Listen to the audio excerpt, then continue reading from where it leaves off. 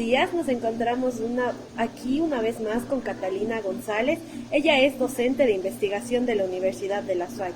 Muchas gracias, Catalina, y bienvenida a esta pequeña entrevista sobre investigación. Vale, es un gusto para mí hablar con ustedes, sobre todo de algo que me apasiona como es la investigación, así que aquí atenta a sus preguntas.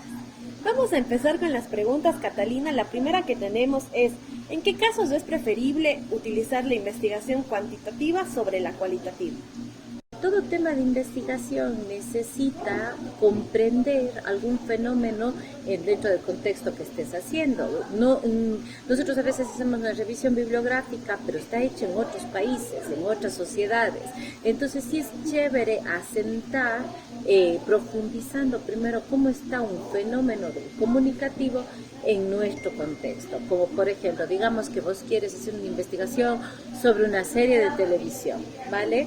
Entonces, esa serie de televisión, cómo es visualizada por cómo es recibida, qué efectos mediáticos está provocando esa serie. Primero necesito comprender, ¿vale? Conocer, profundizar, y para eso te ayudan todas las técnicas de Quali, como son entrevistas semiestructuradas, focus group y otras técnicas más. Luego, suelo recomendar ya asentar para buscar, por ejemplo, relaciones de variables.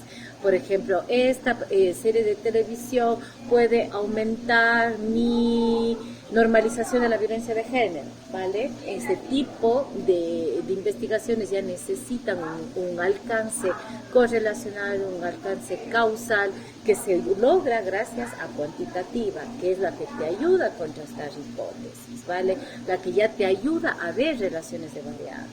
Es súper importante saber tres cosas de investigación: los enfoques, para qué sirve Quali, para qué sirve Quanti; los alcances en cuantitativa, como es el exploratorio, descriptivo, correlacional, causal; y los tipos de diseños. Hay tantos tipos de diseños de investigación bajo Quali o bajo Quanti, que eso ya con que sepas, y eso es lo que yo trato de que mis estudiantes aquí en AUDA sepan reconocer cuándo usar, cuándo sí, cuándo no, para mí ya es un éxito, ya sabes y ya tienes bases para poder investigar. Muchísimas gracias, Catalina, por su aporte. La siguiente pregunta que tenemos, ¿cuáles son las claves que usted tiene para realizar la investigación cuantitativa? Vale, por ejemplo, yo prefiero siempre cuantitativa. ¿Por qué? Porque es más concreto y me da evidencia empírica que a veces no me ayuda, no me facilita la investigación cualitativa. Mis claves para la investigación cuantitativa es definir una cosa, que es qué quiero yo obtener. Si el pensar de una población, si yo quiero eso, mi investigación va a ser de alcance descriptivo, utilizo tipos de muestreos probabilísticos, utilizo fórmulas para tener las 385 encuestas o cuestionarios. Si yo quiero conocer el pensar de una población frente a un fenómeno dentro del área de la comunicación. Pero si yo quiero inferir, es decir, porque un proceso provoca algo en algo, como en el caso de una serie de televisión, una película, ¿qué provoca la película en las personas frente a alguna óptica que se esté tratando en esa película? Entonces ahí utilizo investigaciones de alcance causal, explicativo, correlacional, y entonces ahí empiezo a jugar con la base de la cuantitativa, que es el análisis estadístico. Una cosa es un análisis estadístico univariado, bivariado, multivariado, estadística descriptiva, lo de estadística analítica. Entonces, ahí yo juego. Esas son mis claves. Yo siempre les digo a los chicos, a ver, ¿qué quieres hacer? Profe, quiero ver si este podcast es eficaz y hace que la gente aumente el conocimiento sobre sus derechos.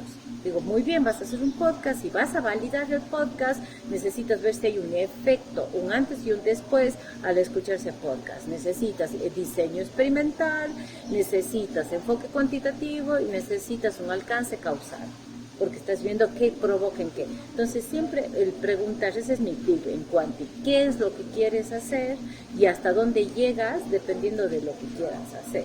Pero si no, yo quiero saber la población, ¿por quién va a votar para alcalde?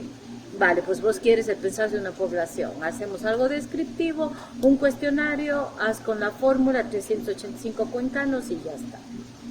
Esos son los tips. Listo, Catalina. La siguiente pregunta va un poco más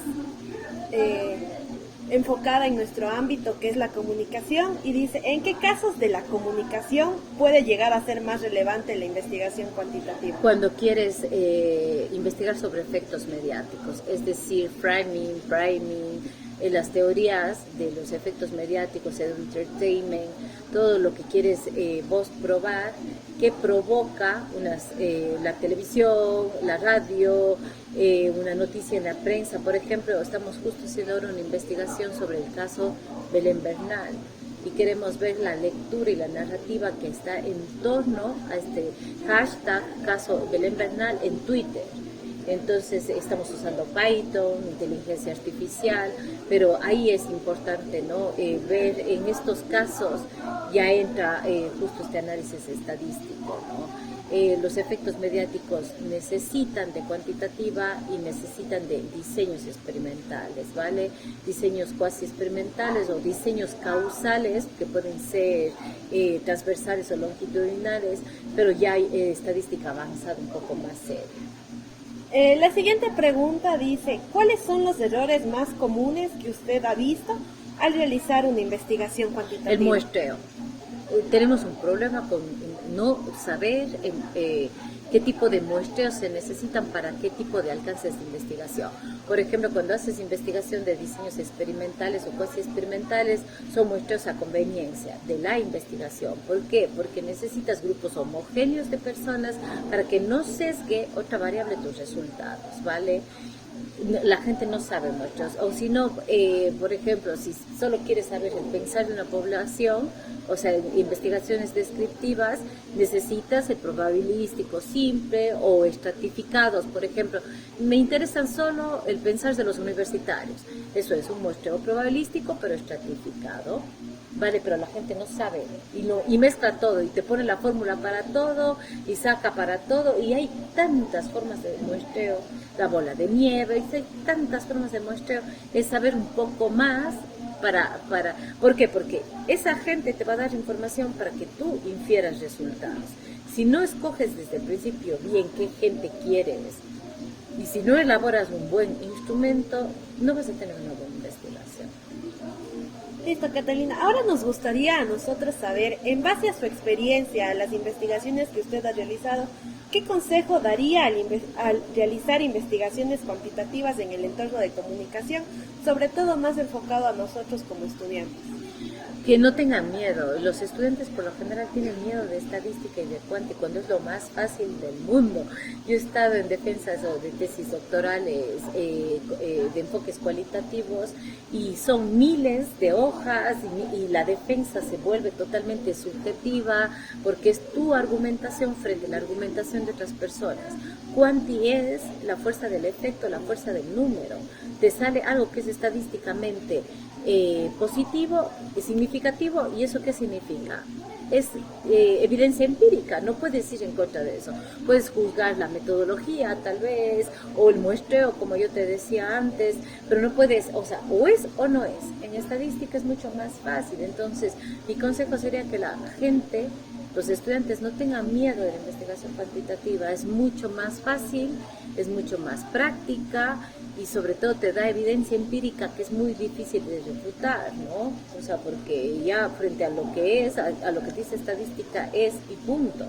Mientras que Quali es riquísima, te ayuda a comprender, profundizas, entiendes más a fondo el porqué de un fenómeno, cómo está pasando, qué piensa la gente, cómo se siente, pero eso es totalmente peleable cuando vas a defender en congresos o cuando ya defiendes tus tesis. Listo, esto ha sido todo por nuestra entrevista. Una vez más, Catalina, le agradecemos muchísimo por compartir con nosotros sus conocimientos sobre investigación. Vale, un gusto y cuando quieran pues me escriben, ya saben quién soy y dónde me encuentran aquí en la Universidad de la SUAY. Gracias.